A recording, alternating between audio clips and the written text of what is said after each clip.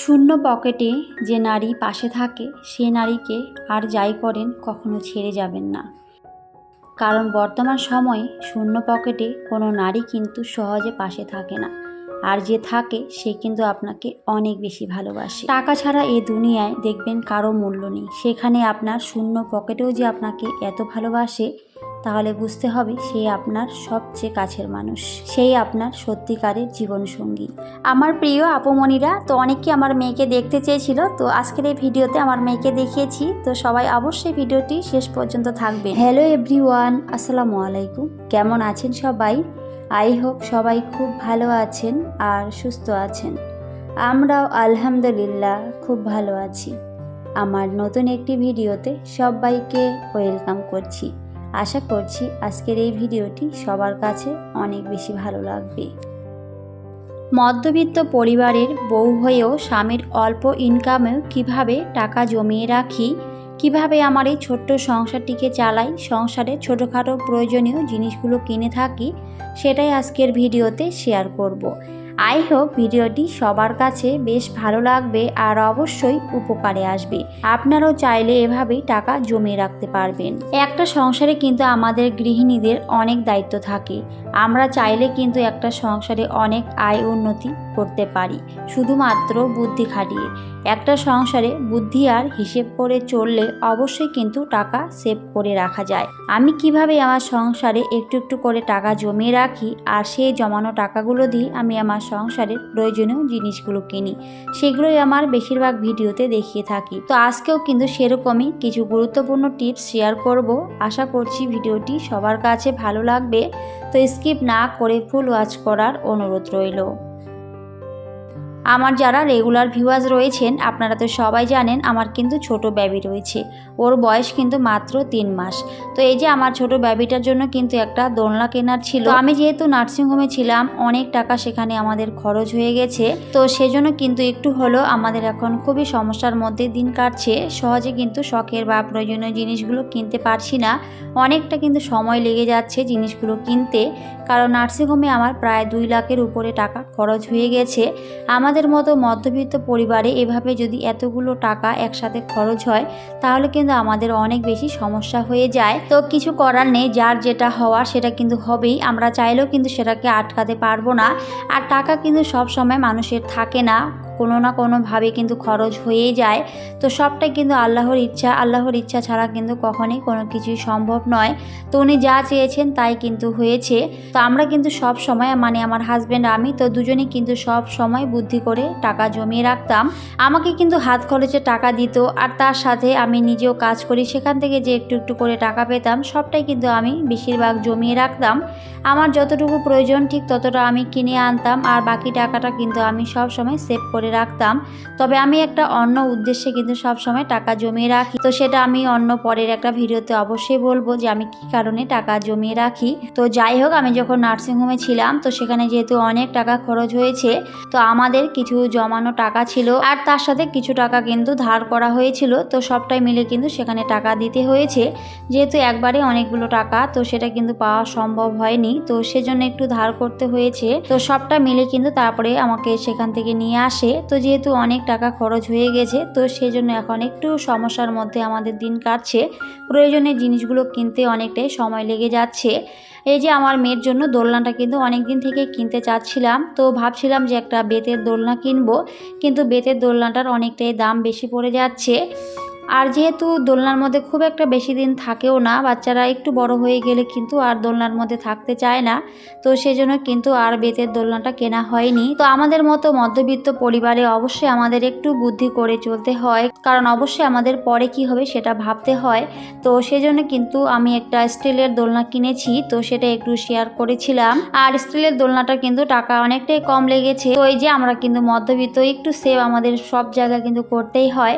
আর যেহেতু দোলনাটা খুব একটা সময় আর পরে কাজে আসবে না, তো সেজন্য কিন্তু আর বেতের দোলনাটা নেওয়া হয়নি, তো স্টিলের দোলনাটাই নিয়েছি। আর সেটা একটু দেখিয়েছিলাম। তো আমি আর আবির কিন্তু দোলনাটাকে ট্রাই করেছিলাম যে রেডি করে দিতে, কিন্তু সেটাতে কিছুতেই সাকসেস হতে পারিনি। তো তারপরে কিন্তু রেখে দিয়েছিলাম। তো যখন আবিরের বাবা আসবে তখন কিন্তু সেটাকে সুন্দর করে রেডি করে দেবে। তো আমি কিন্তু তারপরে সেভাবে রেখে দিয়েছিলাম। আর তারপরে কিন্তু আমি আমার সংসারে টুকটাক কাজকর্মগুলো করে নিচ্ছিলাম। আমার উপরে যে সোফাগুলো আমি রেখেছিলাম তো সেগুলো দেখতে কেমন যেন লাগছিল আমার কাছে। তো সেজন্য ভাবলাম যে একটু সোফাগুলোকে ঘুরিয়ে দিয়ে এই পাশে, তাহলে দেখতে হয়তো ভালো লাগবে। তো সেজন্য কিন্তু আমি সোফাগুলোকে একটু সরিয়ে দিয়েছিলাম। আর আমার কাছে তো তারপরে দেখতে বেশ ভালোই লাগছিল। আমার ঘরগুলো কিন্তু খুবই ছোট ছোট, তো সেজন্য খুব একটা জিনিস কিন্তু আমাদের ঘরে ধরবেও না। অল্প একটু জিনিস দিলে কিন্তু ঘরটা একেবারে আমাদের ভর্তি হয়ে যায়, এরকমই আমার কাছে মনে হয়। যেহেতু খুবই অল্প জায়গা আমাদের ঘরটা বানানো হয়েছে, তো সেজন্যই খুবই অল্প জায়গার মধ্যেই কিন্তু আমাদের বাড়িটা বানানো। একটা সংসারে চলতে গেলে কিন্তু আমাদের অনেক কিছু ভেবে চিন্তে সবসময় কাজ করতে হয়। ভেবে চিন্তে না কাজ করলে সংসারে আয় উন্নতি কখনোই কিন্তু সম্ভব নয়। আমার সংসারের যে প্রত্যেকটা জিনিসে আপনারা দেখতে পাচ্ছেন সেগুলো কিন্তু অনেকটা পরিশ্রম আর বুদ্ধি দিয়ে কিন্তু আমার গড়া। আগে কিন্তু আমার সংসারে কোনো কিছু সেরকম ছিল না, একটা একটা করে কিন্তু জিনিস কিনছি আর সেভাবে কিন্তু সাজিয়ে নিচ্ছিলাম। যেহেতু আমাদের ঘরগুলো বানাতে অনেক টাকা খরচ হয়েছে, আর তার সাথে কিন্তু আমার জন্য কিন্তু অনেক টাকা খরচ হয়েছিল। তো সবটাই মিলে অনেক টাকা শেষ হয়ে গেছে। তো সেজন্য কিন্তু সংসারের জিনিসগুলো এখন আর খুব একটা বেশি কিনতে পারছি না। তো অল্প অল্প করে কিন্তু কিনছি আর সেগুলো দিয়ে আমি আমার সংসারটাকে সাজিয়ে নিচ্ছি। বুদ্ধি করে চললে অবশ্যই একটা সংসারে কিন্তু আয় উন্নতি আসে। তো সবটাই কিন্তু অবশ্যই আমাদের উপরই নির্ভর করে। আমরা যদি আয় বুঝে ব্যয় করি তাহলে কিন্তু অবশ্যই আমরা টাকা জমিয়ে রাখতে পারবো। আর সেই জমানো টাকাগুলো দিয়ে অবশ্যই কিন্তু আমরা নিজের শখের জিনিসগুলো বা সংসারের প্রয়োজনীয় জিনিসগুলো কিনতে পারবো। আমার এই শখের সোফাগুলো যে দেখতে পাচ্ছেন, এগুলো কিন্তু আমার অনেক শখের একটা জিনিস। আমার ঘরের প্রত্যেকটা জিনিসই কিন্তু আমার অনেক শখের, অনেক শখ করে কিন্তু কিনেছি। অনেকটা কষ্টের পর কিন্তু আমার সংসারের প্রত্যেকটা জিনিসই আমি করেছি, কারণ কষ্ট না করলে কিন্তু কখনোই সুখ পাওয়া যায় না। তো সেটাই হলো ব্যাপার। তো কষ্ট করলে অবশ্যই তার ফল কিন্তু ভালোই পাওয়া যায়। সেটা প্রত্যেকটা ক্ষেত্রেই কিন্তু একই ব্যাপার, সেটা কাজের ক্ষেত্রে হোক বা অন্য কোনো জিনিসের ক্ষেত্রে হোক, আপনি যদি কষ্ট করে যান অবশ্যই ইনশাল্লাহ একদিন না একদিন ভালো ফল পাবেন। তো একটু একটু করে টাকা জমিয়ে রাখলে সেখানেও যে একটা সময় অনেক মোটা একটা অ্যামাউন্ট চলে আসে, আর সেই অ্যামাউন্টটা দিয়েও কিন্তু আমরা আমাদের ছোট ছোট শখগুলো, স্বপ্নগুলো অবশ্যই কিন্তু পূরণ করতে পারি। আমার হাজব্যান্ড আমি এভাবেই সংসার খরচের টাকা থেকে বা নিজের হাত খরচের টাকা থেকে সব সময় একটু করে সেভ করে রাখি। আমি কিন্তু মাটির ব্যাংকে টাকা রাখি, আর তার সাথে আমার নিজের পার্সোনাল একটা ব্যাগ রয়েছে, মানি ব্যাগ। তো অবশ্যই আমি সেখানেও সব সময় টাকা জমিয়ে রাখি। এখন যেহেতু খুব একটা বাইরে যেতে পারি না, আর সেজন্য কিন্তু আমার খরচাটাও খুবই কম হয়। বাইরে বের হলে দেখবেন টাকাটা কিন্তু বেশি খরচ হয়। তো যেহেতু বাইরে বের হতে পারি না, তো সেজন্য কিন্তু এখন খুব একটা টাকা আমার খরচ হয় না। আমার হাজব্যান্ড যে আমাকে হাত খরচের টাকা দিয়ে থাকে সবটাই কিন্তু আমি সেভ করে রাখি। আর তাছাড়া আমি যে কাজটা করি সেখানেও যে টাকাটা আমি পেয়ে থাকি সেটাও কিন্তু অবশ্যই আমি সেভ করে রাখি। তো এই যে আমার এইভাবে কিন্তু জমিয়ে জমিয়ে রাখতে রাখতে আমার অনেকগুলো টাকাই হয়ে যায়, আর সেই জমানো টাকাগুলো দিয়েই কিন্তু আমি আমার সংসারের প্রয়োজনীয় জিনিসগুলো কিনে থাকি একটা একটা করে। আর সেগুলো অবশ্যই ভিডিওতে দেখিয়েও থাকি। আমার রেগুলার ভিউয়ার যারা রয়েছেন আপনারা হয়তো সবাই জানেন, এভাবে কিন্তু আমার সংসারের প্রত্যেকটা জিনিসই কেনা। হিসেব আর বুদ্ধি করে চললে, আর অবশ্যই পরিশ্রমী হতে হবে। জীবনে পরিশ্রমী না হলে কখনোই সফল হওয়া যায় না। যে যত বেশি পরিশ্রমী মানুষ তারা তত বেশি সফল। দেখবেন যারা ইউটিউবে অনেক সাকসেস হয়েছেন তারা কিন্তু অনেক বেশি কঠোর পরিশ্রম করে তারপরে কিন্তু সাকসেস হয়েছেন। একবারে যে তারা সাকসেস হয়েছে সেরকম কিন্তু একেবারেই না, অনেকটা কষ্টের পরে কিন্তু তারা সাকসেস হয়েছেন। তাদের প্রথম যে ভিডিওগুলো রয়েছে সেগুলো দেখলেই হয়তো বুঝতে পারবেন যে ওনারাও কিন্তু আগে আমাদের মতোই ছিল, তো আস্তে আস্তে কিন্তু বড় হয়েছে। তবে সবটাই কিন্তু ভাগ্যের ব্যাপার। ইউটিউবটা আমি দেখেছি অনেকটা ভাগ্যেরও ব্যাপার থাকে। ভাগ্য যদি ভালো না থাকে তাহলে কিন্তু কখনোই ইউটিউবে সাকসেস হওয়া যায় না। তো অবশ্যই কিন্তু কিছুটা ভাগ্যের উপরও ইউটিউবটা নির্ভর করে, আর কিছুটা নিজের উপরও নির্ভর করে। আমরা যদি ভালো ভালো কন্টেন্ট না দিতে পারি তাহলে কিন্তু কখনোই ইউটিউব সেটাকে গুরুত্ব দেবে না। তো অবশ্যই আমাদের ভালো ভালো কন্টেন্ট দিতে হবে, তাহলে কিন্তু অবশ্যই ইউটিউব আমাদের ভিডিওগুলোকে অনেকের কাছে পৌঁছে দেবে। দেবে। তো সেটার জন্য অবশ্যই আমাদের অনেক পরিশ্রম করতে হবে। ওই যে বললাম, জীবনে পরিশ্রম করাটা অনেক বেশি দরকার। সেটা যে কোনো কাজের ক্ষেত্রেই হোক না কেন, পরিশ্রম করে যান, দেখবেন জীবনে একদিন অবশ্যই সফল হতে পারবেন। তবে ইউটিউবের ক্ষেত্রে একটু অন্যরকম, এখানে কিন্তু কিছুটা ভাগ্যেরও ব্যাপার থাকে। এখানে কারো ভাগ্য ভালো থাকলে দেখবেন খুব তাড়াতাড়ি কিন্তু চ্যানেল গ্রো হয়ে যায়।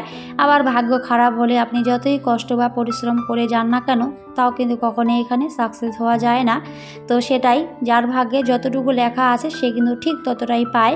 তো যাই হোক, আলহামদুলিল্লাহ, যার কাছে যতটুকু আছে আমরা যদি সেটা নিয়ে সন্তুষ্ট থাকি তাহলে কিন্তু অনেক বেশি ভালো থাকতে পারবো। তো আলহামদুলিল্লাহ, আমার কাছে যতটুকু আছে, আমার ইউটিউবের ক্ষেত্রেই হোক বা আমার সংসার জীবনের ক্ষেত্রেই হোক, যতটুকু রয়েছে সেগুলো নিয়ে আমি সবসময় ভালো থাকার চেষ্টা করি। যা কিছু রয়েছে সেগুলো নিয়ে সবসময় সন্তুষ্ট থাকার চেষ্টা করি। খুব একটা যে বেশি কিছু আমি ভিডিওতে দেখাতে পারি সেরকম কিছুই নয়, খুবই সাধারণ আমার জীবনযাপন। আমি কিন্তু একজন মধ্যবিত্ত পরিবারের বউ। তো মধ্যবিত্ত পরিবারে যতটুকু থাকে সেগুলো কিন্তু দেখিয়ে থাকি, কারণ এর বাইরে আমি কিছুই দেখাতে পারি না। তো সেগুলো কিন্তু দেখিয়ে থাকি। আর আপনারা সবাই ভালোবেসে আমার ভিডিওগুলো দেখেন আর অনেক সুন্দর সুন্দর করে কমেন্টস করেন। তো সবাইকে অনেক অনেক ধন্যবাদ আর ভালোবাসা রইল সবার জন্য। এভাবেই সুন্দর সুন্দর করে কমেন্ট করবেন আর আমাকে উৎসাহ দেবেন নতুন নতুন কন্টেন্ট তৈরি করতে।